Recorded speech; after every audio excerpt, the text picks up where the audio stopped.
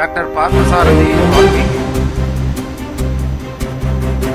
Doctor Parthasarathi Valmiki అని నేను శాసనసభ్యుడిగా ఎన్నికైనందున శాసనం ద్వారా నిర్మితమైన భారత రాజ్యాంగం పట్ల నిజమైన విశ్వాసం, విధేయత చూపుతానని, భారతదేశ సార్వభౌమాధికారాన్ని, సమగ్రతను కాపాడుతానని, నేను స్వీకరించబోయే కర్తవ్యాన్ని శ్రద్ధాశక్తులతో నిర్వహిస్తానని దైవసాక్షిగా ప్రమాణం చేస్తున్నాను.